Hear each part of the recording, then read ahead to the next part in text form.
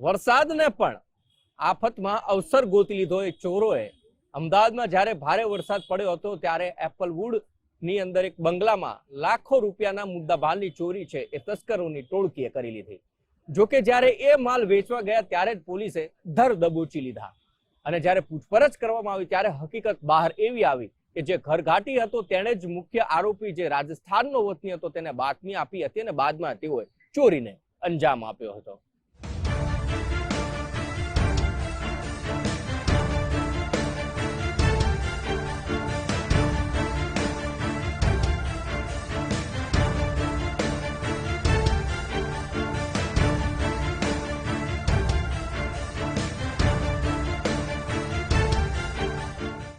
अति भारे वरसाद जेवी कुदरती आफतमां अनेक लोको भले परेशानी वेठता होय परंतु तस्करो एमां पण फायदो ज शोधता होय छे। अमदावादना पोश विस्तार गणाता बोपल घुमानी अनेक सोसायटीओमां 24 जुलाईना भारे वरसाद बाद पाणी भराई गया अने जेना पगले एपलवुड विलामां રહેતા एक अमीर परिवारे अन्यत्र स्थળાંતર कर्યું। जेनी जाणकारी मळता सनाथल गामनी हदमां आवेला एपलवुड विलामां चोर टोळकी घुसी આવી। आ तस्करोनी टोळकी लाखों रूपियाना सोना चांदीना दागीना रोकड़ किंमती घड़ियाळो सहितनो बधो ज सामान लईने भागी गई। आ परिवारे परत फरीने 27 जुलाईना रोज चोरी थयानी जाण चांगोदर पोलीस स्टेशनमां करी। आ बनावना थोड़ा दिवसों बाद पोलीसे अजाण्या इसमो सोना चांदीना दागीना वेचवा माटे फरी रह्या होवानी बातमी मळी अने जेना आधारे सरखेज सनाथल रोड पर पोलीसना जवानोए वॉच गोठवी। ચોક્કસ નંબરનો બાઇક આવતા અટકાવીને કેટલાક ઇસમોની તલાશી લેતા તેમની પાસેથી 23,70,000 રૂપિયાનો મુદ્દામાલ રિકવર કરવામાં આવ્યો, જેમાં સોના ચાંદીના દાગીના, 3 ઘડિયાળ, 3 મોબાઈલ ફોન અને બાઇક સહિતનો સામાન જપ્ત કરવામાં આવ્યો।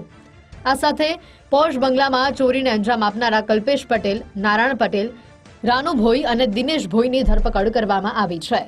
આ ચોરીના મુખ્ય સૂત્રધાર અને મૂળ રાજસ્થાનના હરીશ કટારાને અમદાવાદ પોલીસે વોન્ટેડ જાહેર કરીને તેની શોધખોળ હાથ ધરી છે। આ ચોર ટોળકીએ પહેલા રેકી કર્યા બાદ બંધ ઘરને નિશાન બનાવવાનો નિર્ણય કર્યો હતો। જ્યારે બહુ વરસાદ થતી હતી તે વખતે એપલવુડમાં એક પર્ટિક્યુલર વિલામાં એક ગરફોડ થઈ હતી। આ ગરફોડમાં ટોટલ મુદ્દામાલ જે છે 8 લાખ કેશ અને 8.5 લાખને આસપાસ એમનો જ્વેલરીનો મુદ્દામાલ ફરિયાદ મુજબ જેમાં ચોરી થયો હતો। और આ ગુના દાખલ કર્યા પછી અમારી જુદી જુદી ટીમો એલસીબી અને ચાંગોદર પોલીસ સ્ટેશનની પીઆઈ સાવસેટાની અધ્યક્ષતામાં બનાવવામાં આવી હતી। और આ બનાવ બન્યા પછી અમે અમદાવાદ સિટી અને અમદાવાદ ગ્રામ્યના તમામ જે આ પ્રકારની એમઓવાળા લોકોની એક લિસ્ટ બનાવી હતી और એમાંથી એક શકમંદ નક્કી કર્યા હતા। और પછી ટેકનિકલ એનાલિસિસ આધારે ખબર પડ્યો કે આ ગુનામાં કલ્પેશ પટેલ, નારાયણ પટેલ અને હરીશ કટારા એ 3 લોકો સામેલ છે। આ ચોર ટોળકી બંગલામાં ઘૂસતી હોય તેવા સીસીટીવી ફૂટેજ પણ સામે આવ્યા હતા। એપલવુડ વિલાની આસપાસના બંગલાઓમાં ઘરઘાટી તરીકે કામ કરતા રાજસ્થાનના શ્રમિકોએ જ તસ્કરોને ટીપ આપી હતી। અમદાવાદ પોલીસ હવે ઝડપાયેલા આરોપીઓની આકરી પૂછપરછ થકી બાતમી આપનારા લોકોના નામ સામે લાવશે તેમજ ટીપ આપનારાઓને ચોરીની રકમમાં રહેલો હિસ્સો આપવામાં આવ્યો હતો તે વિગતો પણ પોલીસ તપાસમાં ખુલી શકે છે।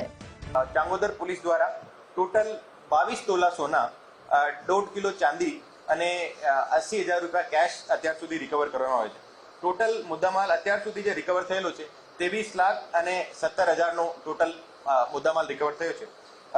એના જે ફરિયાદીના વિશેષ નિવેદનમાં આ ખબર પડી કે જો એને જે મુદ્દામાલ ચોરી થયો છે એને પણ એક્ઝેક્ટ ખબર ના હતી કે એક્ઝેક્ટ મુદ્દામાલ એક્ઝેક્ટ કેટલો એનો ઘરેણો ત્યાં ઘરમાં હતો।